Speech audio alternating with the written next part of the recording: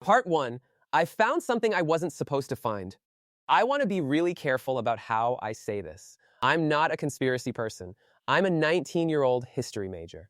I'm telling you this because I need you to understand. What I found didn't come from a YouTube rabbit hole or a Telegram channel. It came from a footnote.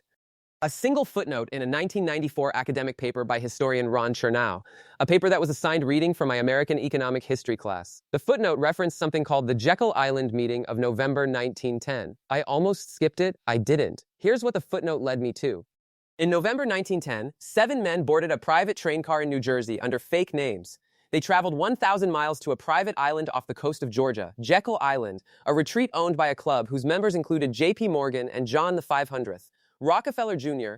These 7 men represented, by some estimates, 1/6 of the entire world's wealth. For 9 days, in total secrecy, they drafted the blueprint for what would become the Federal Reserve System, the central bank of the United States. The institution that controls American interest rates, money supply, and by extension, the economic fate of every single person in this country. The meeting was so secret that the men referred to each other only by first names. One of them, Senator Nelson Aldrich, who happened to be the maternal grandfather of Nelson Rockefeller, future Vice President of the United States, chaired the entire thing. I stared at that connection for a long time. Then I started pulling more threads. Fast forward to 1946. A 31-year-old named David Rockefeller, grandson of Standard Oil titan John the 500th. Rockefeller Sr. joins the staff of Chase National Bank. By 1969, he is its CEO. Under his leadership, Chase merges with Manhattan Bank to become Chase Manhattan, one of the most powerful financial institutions on Earth. But here's the part that stopped me cold. David Rockefeller wasn't just running a bank. In 1973, he personally founded the Trilateral Commission, a private organization of roughly 400 of the most powerful business, political, and academic leaders from North America, Europe, and Japan. Its stated goal? To foster closer cooperation among these core democratic industrialized areas. Its real function, according to critics including Senator Barry Goldwater, who wrote about it in his 1979 memoir, and I'm pulling from the actual book here, was to coordinate global economic and political policy outside of any elected government.